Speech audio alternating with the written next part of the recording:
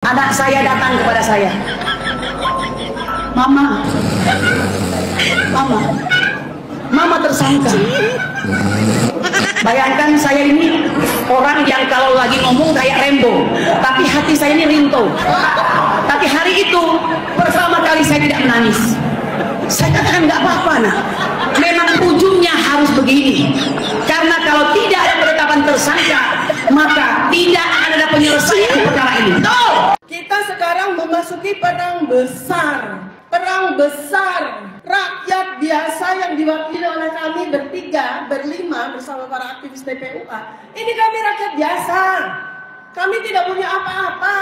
Indonesia tidak bergerak semuanya, maka negara ini akan hancur. Mak Tipa, apa kabar Mak Tipa? Agak-agak menggeletar kok aku nampak Mak Tipa. Kenapa? Jangan goyang kali kok Mak Tipa. Bentar lagi masuk penjara. Relax aja kok di situ. Kan ada si Kurnia, kapan kau nanti bisa cari kutu kok di situ sama si Kurnia. Nggak ikut lah, yang sehat-sehat pemikirannya nggak mungkin ikut sama kalian. Politik loh, permainan kalian politik, yang jelasnya tiada yang lain, nggak usah bicara lah ya. Bukan murni suara rakyat, suara kalian, tidak. Kalian TPUA itu siapa? Khilafah siapa? 212 siapa? HTI siapa ya?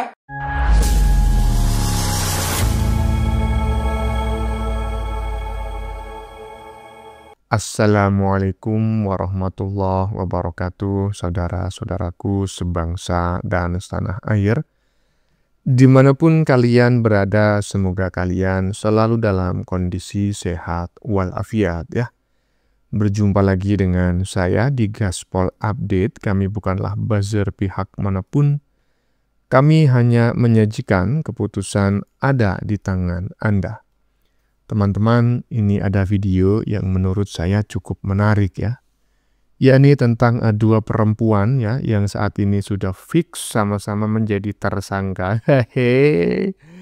Kasihan deh lu, rasain ya, tersangka atas kasus fitnah ijazah palsu Jokowi. Nah, salah satunya nih ya, si korlap kawin kontrak ya kan, saat ini mulai membuat drama ya, membuat skenario drama Korea. Dia mulai bawa-bawa nama anaknya ya kan, ya dia cerita anaknya. Ngapain yang jadi tersangka itu dirimu, ngapain kau cerita tentang anakmu biar yang mendengarkan terenyuh gitu. Ya, sudah bisa ditebak teman-teman ya, tujuannya adalah ingin dikasihani. Meminta simpati dan empati rakyat. Enak aja ya kan, percayalah rakyat nggak bakalan tertipu dengan akting busukmu itu ya. Dulu si dokter mangkrak yang macak sebagai ibu rumah tangga, nggak ada ya kan yang percaya, nggak ada yang simpati dan empati, nggak ada, betul kan? Nggak ngefek kan? Selain itu ya teman-teman ya, sekarang ini si dokter mangkrak ini dramanya itu mengibaratkan apa yang mereka alami ini adalah sebagai sebuah peristiwa perang katanya. Wah, perang ya kan? Saya sih sependapat ya. Memang betul saat ini adalah sebuah perang lah. Yaitu perang melawan setan. Lu kok bisa bang? Iya. Siapa bang setannya? Ya mereka dan Panji dan kawan-kawan.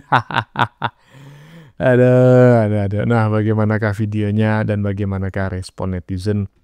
Mari kita tonton bersama, kemudian mari kita komentari bersama di bagian akhir video. Ini dia. Anak saya datang kepada saya, Mama, Mama, Mama tersangka.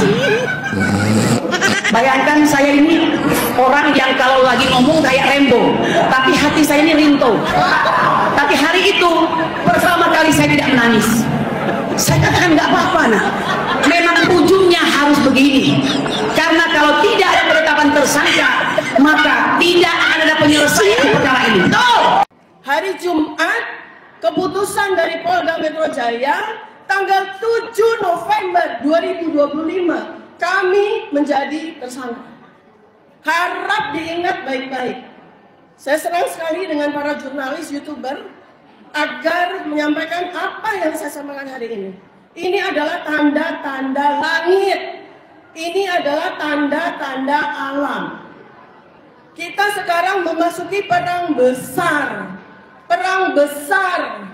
Rakyat biasa yang diwakili oleh kami berlima bersama para aktivis TPUA. Ini kami rakyat biasa. Kami tidak punya apa-apa. Yang kami lawan siapa? Mantan penguasa yang ternyata masih berkuasa, memiliki 11.000 triliun uang. Itu yang kami lawan. Artinya, ini adalah pengulangan perang yang terjadi 200 tahun yang lalu. 1825. Kita seseorang rakyat maju perang dengan keyakinan bahwa dia kalah. Dia maju perang dengan keyakinan bahwa dia kalah. Namanya Saya sangat mengimbau kepada seluruh segenap komponen masyarakat. Sangat menghimbau, ya, Tipa berbicara sangat menghimbau kepada seluruh rakyat Indonesia begitu ya. Enggak ikutlah, yang sehat-sehat pemikirannya enggak mungkin ikut sama kalian. Politik loh, permainan kalian politik, yang jelasnya tiada yang lain, enggak usah bicara lah ya. Bukan murni suara rakyat, suara kalian, tidak. Kalian TPUA itu siapa? Khilafah siapa? 212 siapa? HTI siapa? Ya? Murninya bagaimana? Sakit hatinya di mana? Rakyat Indonesia seluruhnya tahu. Walaupun masih tetap dibungkus begitu. Yang sehat-sehat pikirnya tahu ya. Tahu kok. Kenapa TPUA itu selalu menyerang Pak Jokowi? Ormas yang dilarang Pak Jokowi itu yang dipakumkan ya, dipakumkan Pak Jokowi, begitu sakitnya lah hati kalian-kalian itu ya. Dan juga ada lagi dari partai itu yang sakit hati membonceng kalian itu, makanya kalian makin kuat perasaan kalian. Selain itu tidak. Jadi kalau kalian mengajak masyarakat besok demo untuk mendukung kalian itu, ya udah berangkat aja yang kadron-kadron itu aja ya. Kalau kami yang sehat-sehat pemikirannya, yang tidak suka gaduh masalah politik, ya kami tidak mau loh. Perang semesta bagaimana maksud kalian itu? Orang bodoh lah yang berpikir ya, kalau kalian bersuara rakyat. Orang bodoh itu, kalian berpolitik loh ya. Najis aku, politik kalian itu kotor loh ya. Kalian berpolitik, bukannya suara rakyat yang murni kalian. Kan begitu. Jadi yang tidak mengerti dengan trik-trik kalian itu, yang mau terprovokasi, ya silahkan aja ya. Tapi jangan lo mengajak, menghasut masyarakat supaya ikut membela kalian. Ya nggak mungkin lah, orang-orang yang pintar, yang sehat pemikirannya itu ya nggak mungkin mau ya kan. Tapi kalau manusia yang ini yang sakit-sakit hati tentu yang sakit hati itu berapa lah di Indonesia ini. Kalau benar-benar kita rakyat Indonesia ya, dulunya di mana kalian? Nah, yang demo masalah undang-undang perampasan aset korupsi di mana kalian? Tidak ada, ya. Nah, tak ada kalian. Hanya bikin ribut-ribut aja. Malah kalian tuh turun untuk memprovokatori supaya ribut yang demo-demo itu. Ya. Di mana kalian? Hanya ijazah, hanya itu aja. Apa permasalahan besar itu? Masalah ijazah tidak permasalahan besar loh. Kan kalian yang menuntut ijazah Pak Jokowi itu membuat laporan PT UN kan, ijazah Pak Jokowi itu kan begitu. Makanya diladeni dengan cara hukum, dilayani cara hukum. Kalian mengatakan kriminalisasi. Orang kalian melaporkan ijazah Pak Jokowi itu ke hukum, tapi kalian mengatakan kriminalisasi. Jadi kita berbicara di hukum aja. Ya besok yang apa-apa tinggal masuk aja kalian. Kita kan bangsa Indonesia ini ya harus taat dengan hukum. Pak Polisi dan Kejaksaan jangan takut. Ya begitu juga dengan Pak Prabowo. Kami di belakang Pak Prabowo. Jangan takut melihat ini begundal-begundal ini semua ini. Oke, salam sehat, salam waras. Surat. Kalau rakyat Indonesia tidak bergerak semuanya, maka negara ini akan hancur luluh lantak. Ketika saya menerima surat dari Polda Metro Jaya tepat Jumat Barokah tanggal 7 November, dan itu angka sakti ya Bapak dan Ibu semuanya. Hari Jumat, hari yang disukai Allah Subhanahu wa taala, dan tanggal 7 adalah angka yang disukai Allah Subhanahu wa taala. Buat saya ini sakral. Ini adalah tanda. Ini adalah sebuah tanda pintu untuk membuka. Kalau rakyat Indonesia tidak bergerak semuanya, maka negara ini akan hancur luluh lantak. Ini yang harus dipahami semuanya. Hari Jumat, keputusan dari Polda Metro Jaya tanggal 7 November 2025, kami menjadi tersangka. Harap diingat baik-baik. Saya senang sekali dengan para jurnalis, YouTuber agar menyampaikan apa yang saya sampaikan hari ini. Ini adalah tanda-tanda langit. Ini adalah tanda-tanda alam. Kita sekarang memasuki perang besar. Perang besar. Rakyat biasa yang diwakili oleh kami berlima bersama para aktivis TPUA. Ini kami rakyat biasa. Kami tidak punya apa-apa. Yang kami lawan siapa? Mantan penguasa yang ternyata masih berkuasa, memiliki 11.000 triliun uang. Itu yang Indonesia tidak bergerak semuanya, maka negara ini akan hancur. Mak Tipa, apa kabar Mak Tipa? Agak-agak menggeletar kok aku nampak Mak Tipa. Kenapa? Jangan goyang kali kok Mak Tipa. Bentar lagi masuk penjara, rileks aja kok di situ. Kan ada si Kurnia, kawan kau nanti. Bisa cari kutu kok di situ Mas Kurnia. Kata si Tipa ini mendapatkan surat cinta pada tanggal 7 bertepatan hari Jumat. Kata dia Jumat Barokah. Ya, dia mendapatkan surat dari Polda Metro Jaya menetapkan dirinya sebagai tersangka. Kata Mak Tipa, tanggal 7 November, dan itu angka saktinya. Hari Jumat, hari yang disukai Allah Subhanahu wa taala. Dan tanggal 7 adalah angka yang disukai Allah Subhanahu wa taala. Hari Jumat memang hari yang barokah. Dan angka ganjil adalah angka yang memang disukai oleh Allah Subhanahu wa taala. Tapi Tipa, Allah Subhanahu wa taala tidak tidak menyukai perempuan tukang fitnah. Menurut si Tipa, buat saya ini angka sakral. Sakralnya di mana? Sakralnya karena kau bentar lagi masuk penjara. Betul nggak Mak Tipa? Mak Tipa. Mak Tipa, siapkan mental Mak Tipa. Jangan lupa ya, bawa koper yang banyak karena lama kau di penjara. Kata Mak Tipa, ini adalah tanda. Ini adalah sebuah tanda pintu untuk membuka. Pintu mana Mak Tipa? Untuk membuka apa? Pintu penjara Mak Tipa.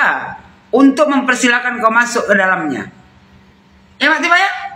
Kata Mak Tipa, kalau rakyat Indonesia tidak bergerak semuanya, maka negara ini akan hancur luluh lantak. Kenapa bisa hancur luluh lantak? Memangnya ada gempa? Ataupun Mak Tipa, kiamat? Belum lagi Mak Tipa. Dunia kau yang luluh lantak karena perbuatan kau tuh ya sudah memfitnah mantan presiden. Dan sekarang dunia kau yang hancur luluh lantak karena sebentar lagi kau masuk penjara. Ya, itu yang harus kau pahami Mak Tipa. Mak Tipa, perempuan biadab seperti kau ini memang sudah sepantasnya berada di dalam penjara. Kau siapkan aja mental kau. Jangan nanti pura-pura gila kau. Ya Mak Tipa ya. Saya adalah seorang ahli prediksi. Saya ini prediktor. Ilmu saya adalah ilmu tentang memprediksi.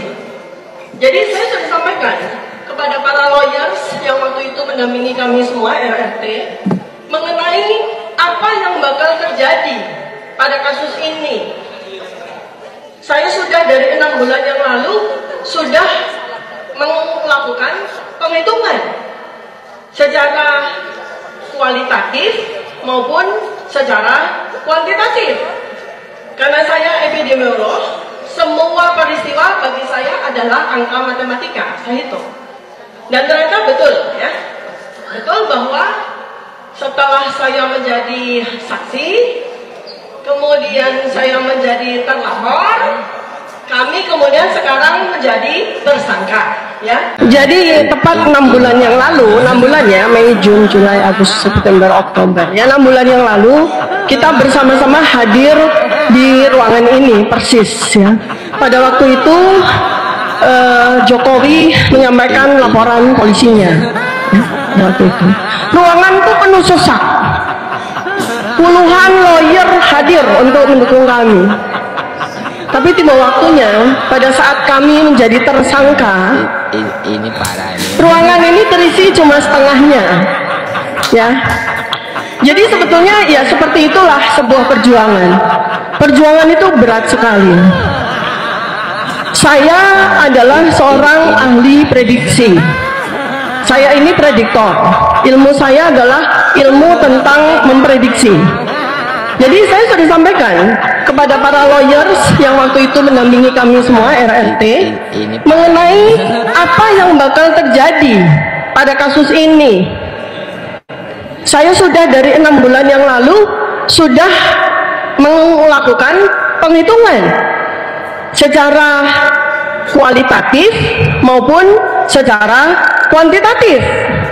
Karena saya epidemiolog, semua peristiwa bagi saya adalah angka matematika, saya hitung. Dan ternyata betul ya, betul bahwa setelah saya menjadi saksi, kemudian saya menjadi terlapor, kami kemudian sekarang menjadi tersangka ya. Salah seorang tersangka di klaster kedua bersama dengan Roy Suryo dan Rismond adalah Tifa atau Dr. Tifa.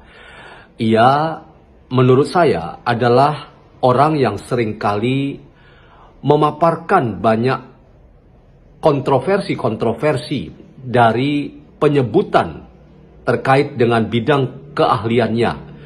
Ia misalnya dalam sebuah acara deklarasi perlawanan yang dilakukan oleh para aktivis yang selama ini mengaku diri dikriminalisasi, termasuk mereka yang merasa bahwa kepolisian telah melakukan tindakan yang berlebihan, dan rame-rame mereka berorasi dan berkoar-koar dan mengatakan bahwa apa yang dilakukan oleh orang-orang ini sebagai sebuah langkah yang terbaik untuk menyelamatkan Indonesia dari kehancuran, oleh karena selama 10 tahun paling tidak di masa pemerintahan Presiden Jokowi, Indonesia itu benar-benar terpuruk dan melakukan tindakan-tindakan yang menyengsarakan rakyat.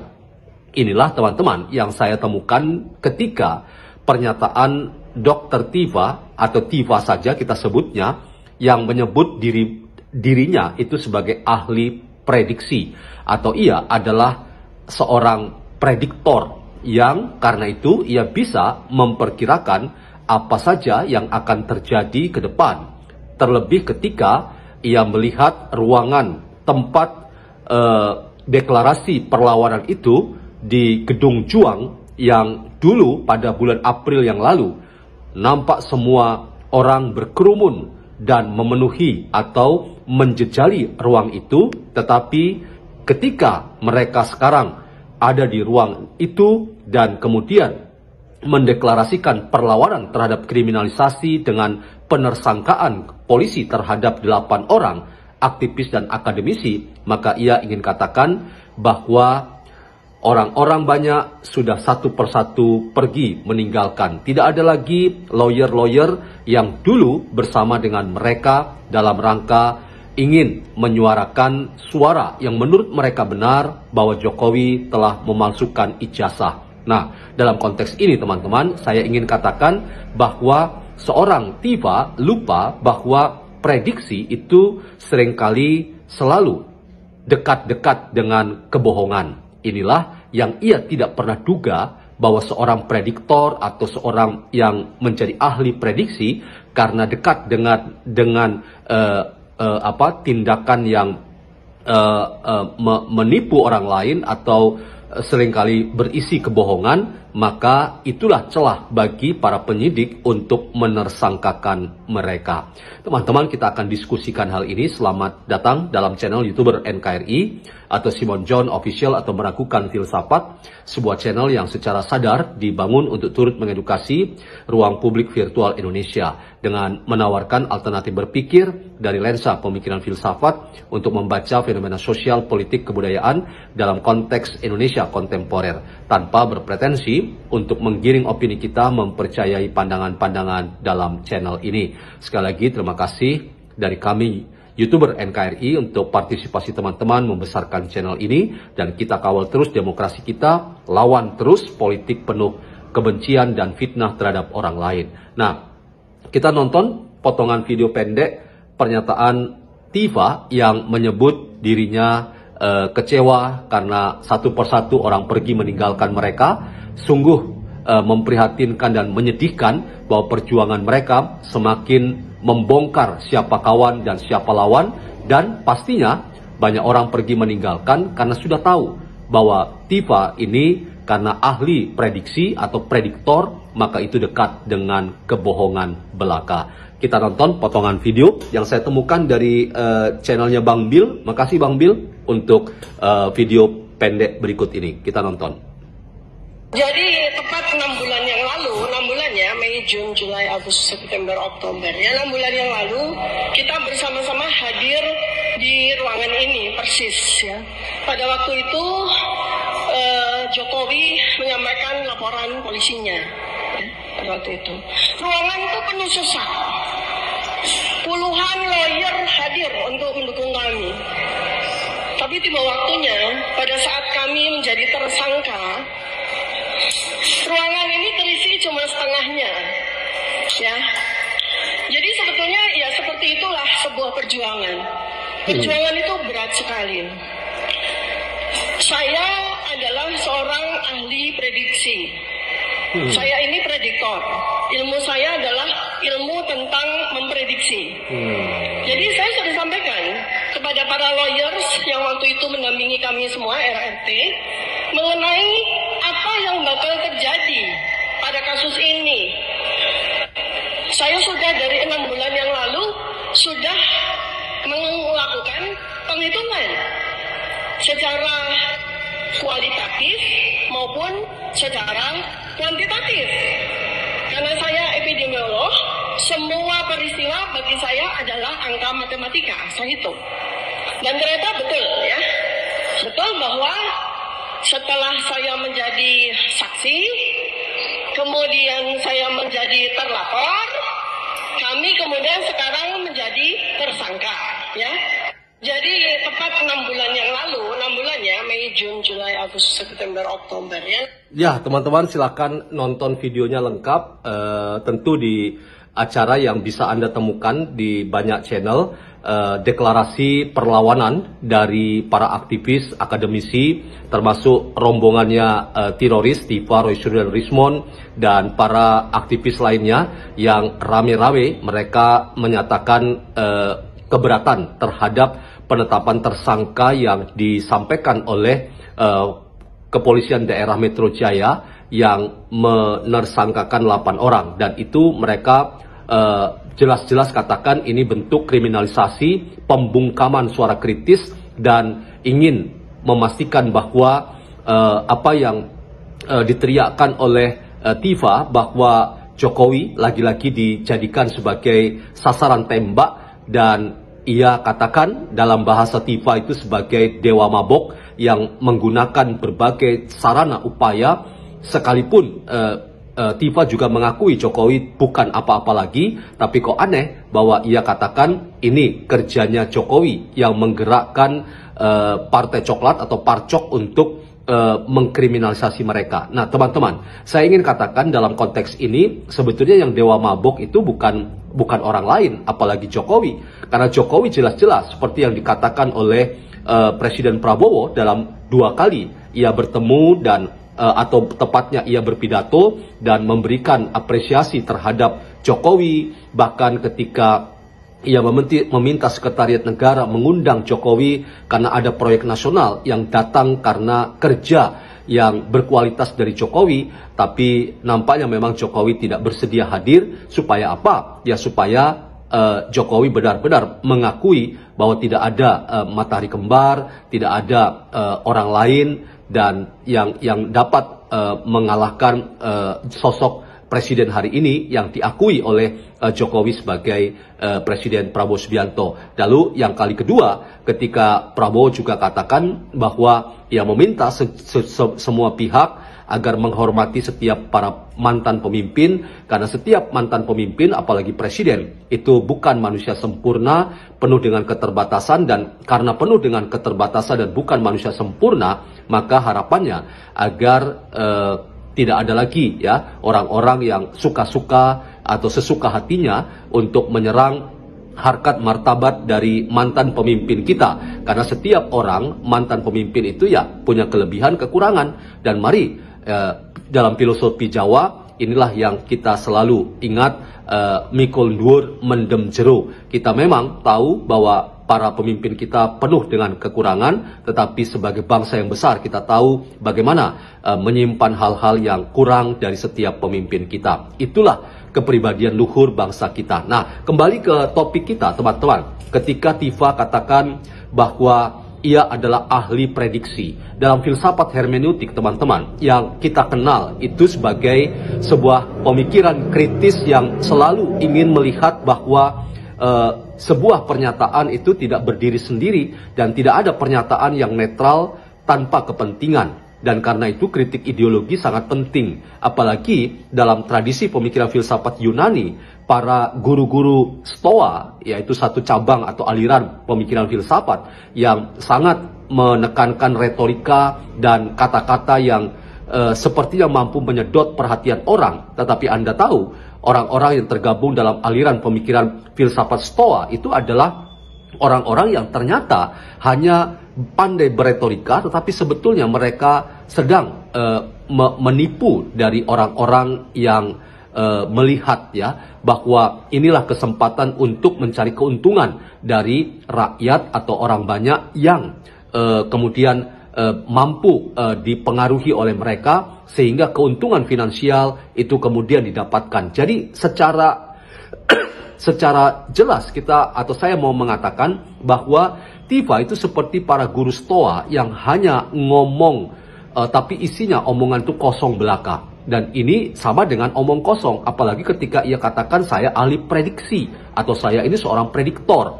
Nah, prediktor itu selalu ya harus terbuka. Kalau ia jujur sebagai seorang yang ahli di bidang itu, walaupun saya meragukan bahwa seorang yang mengaku ahli prediksi, maka prediksi itu selalu dua kemungkinan. Bahwa ia bisa salah, ia juga bisa benar. Dan tidak perlu lalu mengatakan bahwa apa yang saya yakini sebagai prediksi itu selalu benar. Nah, kalau sudah mengatakan apa yang saya prediksi selalu benar, berarti ada masalah. Sehingga saya katakan tadi, serangan Tifa mengatakan Jokowi dewa mabok, mungkin yang mabok bukan Jokowi atau orang lain lah, katakanlah begitu. Tetapi Dewi mabok sejati itu adalah Tifa Fauzia. Dan ia ingin mengajak kita semua untuk sama-sama mabok. Serasanya tidak perlu. Kalau ingin mabok, maboklah sendiri. Dan inilah menurut saya mengapa pada akhirnya prediksi Tifa, kalau anggaplah dia benar, satu persatu orang-orang yang dulu pada bulan April mendukung perjuangan mereka satu persatu rontok, satu persatu meninggalkan perjuangan teroris atau Tifa, Roy Suryo dan Rismon, karena tahu bahwa ini cuma kemabukan belaka dan ini sama sekali tidak benar. Karena apa? Karena ini sekali lagi bukan sebuah penelitian ilmiah, investigasi ilmiah, tetapi syarat dengan kepentingan politik yang tujuannya tidak main-main. Sekali lagi, pengadilan terhadap Jokowi atau Rizal Padilla sering katakan adili dan gantung Jokowi. Bahkan hari ini ketika seorang Refli Harun dalam orasinya katakan gantung Jokowi tapi dengan cara konstitusional. Ini juga menurut saya teman-teman, penggunaan wacana dan narasi lewat mulut kita yang tidak bisa kita jaga dan kita pastikan bahwa kita berkata yang benar, selain kita hanya kemudian mengangkat ke permukaan kata-kata yang seolah-olah hebat, tapi sebetulnya ini melukai hati sesama kita. Nah teman-teman, kembali ke diskusi kita. Jadi jangan salahkan orang banyak yang satu persatu meninggalkan perjuangan Tifa dan Roy Suryo dan Rismon, karena mereka semakin tahu bahwa perjuangan ini adalah perjuangan omong kosong belaka. Jadi teman-teman, mari kita kawal terus pemerintahan Presiden Prabowo dan dukung proses sampai ke pengadilan untuk mempertanggungjawabkan orang-orang yang telah terindikasi mencemarkan nama baik, memfitnah, dan menggunakan data digital secara tidak bertanggung jawab. Salam YouTuber NKRI, salam waras untuk kita semuanya. Aduh, korlap kawin kontrak ya. Saya komentari dari bagian depan teman-teman ya, karena yang bagian belakang barusan adalah saudara Bapak Simon John ya, Bung Simon John. Sebagai seorang pengajar ya, sebagai seorang dosen, keren kali dah pokoknya pernyataannya yang cukup panjang 13 menit, tetapi saya mengomentari dulu yang bagian depan ya. Tadi di bagian depan sendiri itu ada ibu-ibu ya yang mulai playing victim, mulai bermain drama Korea dengan membawa nama anaknya ya, bercerita ibu tersangka ya, hehehehehe. Aduh, mulai bermain drama nih, ya kan, mencoba mengaduk-aduk empati dan simpati masyarakat. Ya nggak bakalan lah ya. Masyarakat nggak bakalan tertipu. Kenapa ya? Karena ngelihat tingkah pola kalian yang macam kayak gitu ya. Menyesal aja enggak ya, apalagi meminta maaf kepada Pak Jokowi. Jadi nggak usah lah playing victim, membawa nama anak. Kasihan anak kalian itu kasihan. Ya cukup kalian aja yang menjadi korban gitu loh. Korban atas siapa ya? Sikap Anda sendiri. Ya menurut saya si korlap kawin kontrak yang bagian depan tadi layaklah mendapatkan piala citra gitu ya. lanjut. Kok lanjut. Ya kemudian juga ada si siapa namanya siapa sih? Dokter Mangkrak ya kan, yang enak aja menyebut ini perang apaan dokter? Hah? Perang gimana maksudnya? Saya kok heran gitu ya. Jadi sebuah perilaku buruk yang menyebabkan ya, tanda kutip gitulah ya, karma gitu ya, karena siapa yang menanam maka dia yang akan mengunduh. Terus dia menyebutnya ini adalah sebuah perang gitu loh. Wah, kalau perang itu apalagi kalau dihubung-hubungkan dengan itu simbol-simbol keagamaan gitu ya, doktrin-doktrin agama, perang itu masuk kategori jihad gitu loh. Ini saya curiga arahnya itu sedang menggiring opini ya, menggiring opini untuk mendapatkan simpati dan empati masyarakat Nahdiyin ini, bahwa mereka ini sebetulnya sedang berjihad di jalan Allah fi sabilillah. Aduh.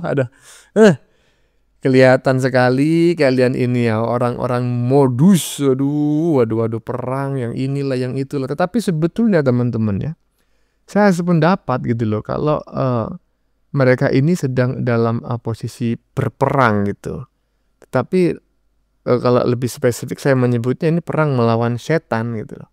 Perang melawan kezaliman. Nah siapa bang setannya? Dan siapa yang zalim? Ya mereka sendiri. Mereka lah kelompok setannya yang selama ini zalim kepada Jokowi dan pemerintah, ya kan? Bagaimana menurut kalian? Keputusan ada di tangan Anda. Silakan tulis di kolom komentar baik Anda yang setuju maupun yang tidak setuju dengan isi konten ini. Sebelumnya saya memohon maaf ya jika dalam penyajian konten ini ada kata-kata yang menyinggung kurang tepat penggunaannya, atau ada data yang dianggap keliru atau salah, saya memohon maaf yang sebesar-besarnya. Kita jumpa lagi di lain video. Salam NKRI.